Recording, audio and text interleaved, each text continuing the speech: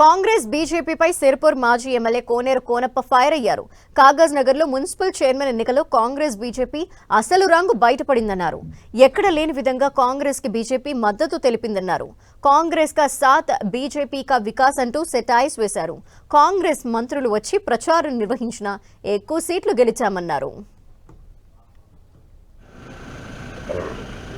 రెండు పార్టీలు ఒక్కటే అంటూ హాట్ కామెంట్స్ చేసిన మాజీ ఎమ్మెల్యే కోనేరు కోనప్పతో మా ప్రతినిధి Prem Sagar face to face.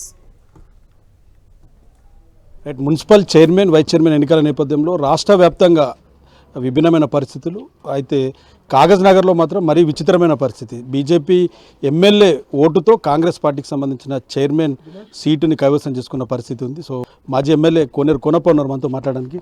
Konappa గారు ఎట్లా చూస్తారు? దేశంలో బీజేపీ పార్టీ సబ్కా సాత్ దేశ్ కా వికాస్ అనే మాట మాట్లాడుతూ ఉంది.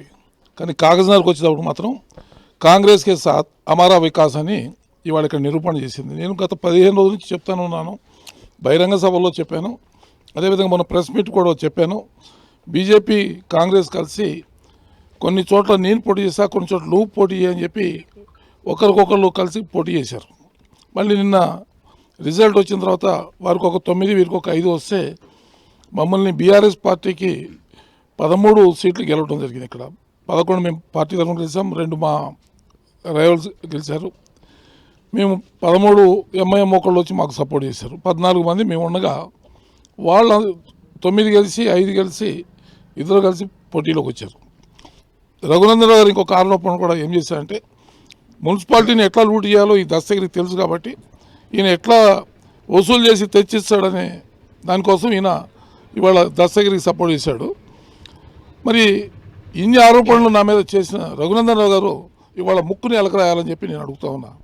కులస్తుడు, నీ పార్టీ, నీ ఎమ్మెల్యే, నీ సిద్ధాంతాల ఎమ్మెల్యే, హిందూ మతం అని చెప్పి జై శ్రీరామ్ అని చెప్పి మాట్లాడే నీ సిద్ధాంతం ఏ తొంగలో తొక్కేలా మళ్ళీ అదే దస్తగిరిని గెలిపించారో ఇవాళ మీరు జవాబు చెప్పాలి. రఘునందన్ రావు గారిని మళ్ళీ చెప్తా ఉన్నా, మీరు జవాబు చెప్పాలి. లేకపోతే రాజీవ్ గాంధీ చౌరస్తాకి వచ్చి నేను కోనప్ప అన్నది తప్పు పొరపాటు అని చెప్పి నువ్వు ముక్కుని ఎలకరాయాలని చెప్పి నేను డిమాండ్ చేస్తా ఉన్నాను.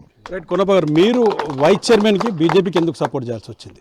మేము బీజేపీ పార్టీ అని మేము సపోర్ట్ చేయలేదు. వారు 14 మా కౌన్సిలర్లు ఉండగా వారు స్వయంగా మా చైర్మన్కి చేయలేపడం జరిగింది. వాళ్ళ పార్టీ అంతర్గత కలహాలు మాకు సంబంధం లేదు. వారు చేయలేపినారు కాబట్టి వారికి ఈ కౌన్సిలర్లు అందరూ వైస్ చైర్మన్గా మద్దతు చేయడం జరిగింది.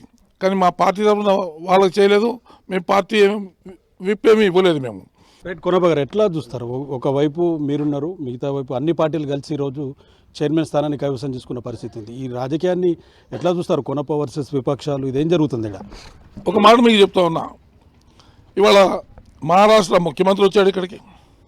అంటే నా మీద, మా బీఆర్ఎస్ పార్టీ మీద ఇక్కడ గెలవడం కోసం విశ్వ ప్రయత్నాలు చేశారు. జూపల్లి కృష్ణారావు మంత్రి గారు వచ్చారు, సీతక్క గారు వచ్చారు, ఇంకెవరో వచ్చారు కాంగ్రెస్ నుంచి. బీజేపీ నుంచి ఫడ్నవీస్ గారు వచ్చారు, ఇంకా కూడా వారి ఎమ్మెల్యేలు వచ్చారు, చాలామంది ప్రచారం చేశారు. అయినా కూడా ప్రజలు వాళ్ళని తిరస్కరించారు. మాకు దాదాపుగా గెలుపు దిశగా మమ్మల్ని నడిపించారు. ప్రజలు మా కార్యకర్తలు కూడా కష్టపడి గెలిపి దిశగా నడిపించారు. లేకపోతే మేము పూర్తి మెజార్టీతో వాళ్ళు గెలిచేవాళ్ళం, ముందుకు పోయేవాళ్ళం. అయితే ఇక్కడ ఒక విషయం ఏంటంటే, ఒక పక్కన కేంద్ర ప్రభుత్వం అధికారంలో ఉన్నవాళ్ళు, ఒక పక్క రాష్ట్ర ప్రభుత్వం అధికారంలో ఉన్నవాళ్ళు ఇద్దరు కూడా మా మీద దండయాత్ర చేసి ఎన్ని కుయుక్తులు, ఎన్ని జిమిక్కులు చేసి, ఎన్నో తతంగాలు చేస్తే కూడా ఇవాళ ప్రజలు మా పైనే ఉన్నారు. మేము స్వల్ప తేడా, ఒక్క ఓటు తేడాతోనే మేము ఓడిపోవడం జరిగింది. భవిష్యత్తు మాకు చాలా ఉంది. మా కేసీఆర్ గారి నాయకత్వంలో భవిష్యత్తులో ముందుకు పోతాం. థ్యాంక్ యూ కోనప్ప గారు. సో ఇది పరిస్థితి.